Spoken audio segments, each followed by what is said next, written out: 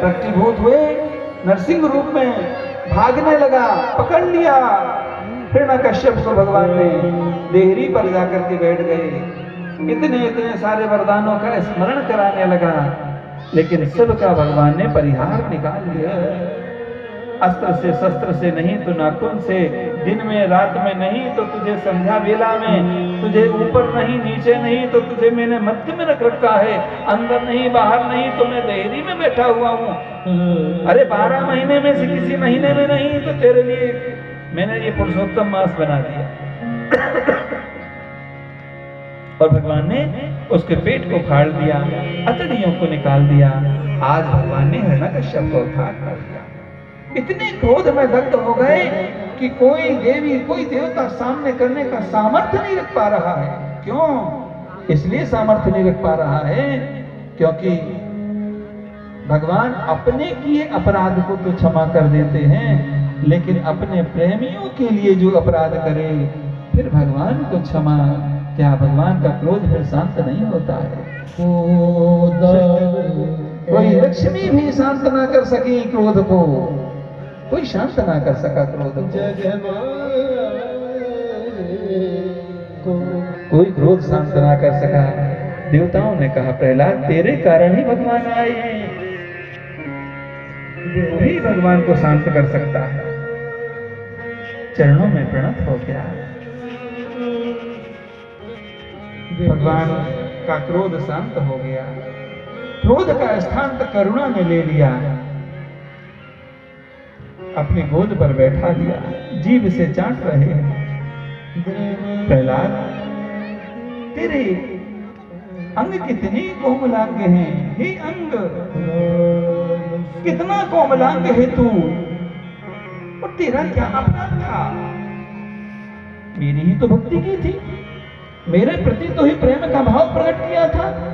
अरे संसार में कष्ट लोगों ने पाया है तो अपने कर्म प्रारब्ध के चलते कष्ट पाया है, लेकिन तूने कर्म प्रारब्ध के चलते नहीं, तूने मेरी भक्ति मेरे प्रेम मेरी निष्ठा के लिए तूने कष्ट पाया है। प्रेमा भक्ति के चलते तूने कष्ट पाया है। मुझे क्षमा कर दे, मेरे आने में विलंब हुआ। भगवान मैं तो आपका दासानुदास हूं, ऐसा ना कहिए। तब भगवान ने कहा सिंहासन पर तू बैठ जा, कोई कामना मेरे मन में ना रहे, कोई वासना मेरे जीवन में ना रहे, कोई इच्छा और अपेक्षा मेरे मन में ना रहे, ना मेरे जीवन में उपेक्षा का भाव हो ना अपेक्षा का भाव। ये भाव किसका है? प्रहलाद का। भगवान ने बैठाया सिंहासन पर, कैसे भागवत आज्ञा की अवहेलना करूं? तब कहा है कि मेरे पिता का सब सामने पड़ा है, मुक्त कर दो इनको। भगवान ने कहा जिसने तेरे जैसे पुत्र को जन्म दिया हो उसकी मुक्ति ना मिले, ऐसे कैसे हो सकता है? ये प्रहलाद जी का चरित्र संक्षिप्त में हमने समझाया। आगे महाराज गज और ग्राह की लड़ाई की भी कथा है। गज और ग्राह, गज कौन है? जीव है। संसार सरोवर है, वासना का जल भरा हुआ है, और जो वासना के जल में आकृष्ट होकर के जीव संसार में आता है, बल पराक्रम संसार का दिखाता है, और काल रूपी व्याल उसे पकड़ लेता है, पग को पकड़ लेता है। तब भी अपने परिवार के ऊपर वह आश्रित रहता है, लेकिन अंत में भगवान को स्मरण करता है। अंत में तो वह भगवान को स्मरण कर लेता है। ये गजेंद्र की सबसे बड़ी अच्छाई है। हम अंत समय में भी अपने परिवार परिजन को याद करते, इसलिए हमारे लिए भगवान नहीं आते, गज के लिए भगवान आए हैं। क्यों? क्योंकि अपने मन रूपी कमल को भगवान को समर्पित कर दिया, और भगवान को देने लायक वस्तु कोई है तो वो मन ही है। मन को दे दिया भगवान को। भगवान प्रमुदित हो गए, और पहले ग्राह की भगवान ने मुक्ति करी, बाद में गज की। क्यों? बोले मेरे भक्तों के भक्त को पहले मैं मुक्त करूंगा, बाद में भक्त को करूंगा।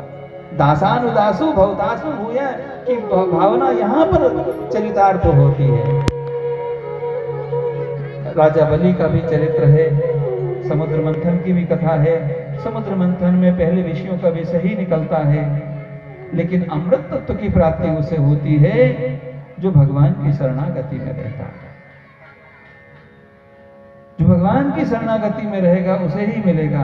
पुरुषार्थ तो दोनों ने ही किया था, कर्म दोनों ने ही किया था, लेकिन देवताओं ने भगवान के चरणों में रहकर के पुरुषार्थ किया तो अमृत की प्राप्ति हो गई। राजा बलि जब स्वसमर्पण कर दिया और सर्व समर्पण कर दिया तो भगवान ही बंधन में आ गए। स्वर्ग का अधिपति बन गए। पूर्ण अधिपति बनने की यहाँ की वैधानिक व्यवस्था क्या है? बोले 100 अश्वमेध यज्ञ करो। 99 पूरे हो गए अश्वमेध यज्ञ। ये अश्वमेध यज्ञ कहाँ कर रहे हैं? ये नर्मदा मैया के तट पे, गुजरात में भरूच नाम का स्थान है, वहीं पे यमुना मैया किनारे वहीं पर यज्ञ हो रहा है। हाँ, सत्ता की चाबी आजकल गुजरात से निकलती है ना। तो पहुंच गए गुजरात में वो भी, और वहां पर यज्ञ होने लगे। आज 100वां यज्ञ अंतिम समय है।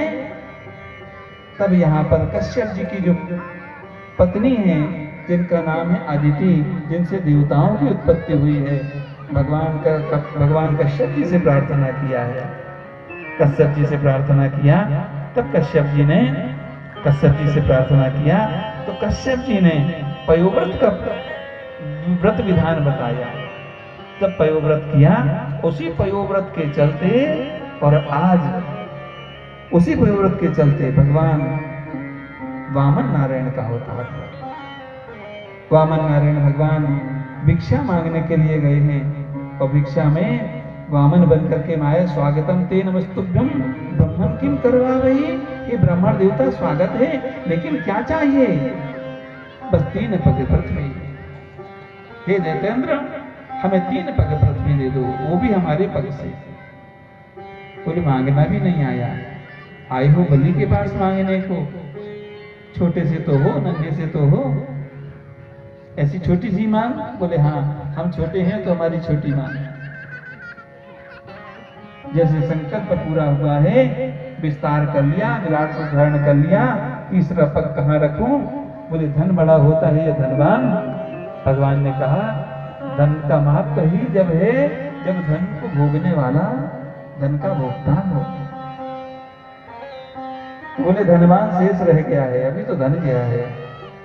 भगवान ने अपने चरणों को माथे पर रखा, बलि को भी अपना बना दिया।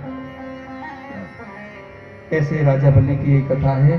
संक्षिप्त में राम भगवान का चरित्र है और 2 अध्याय में मात्र दिया है। महाराज यहाँ पर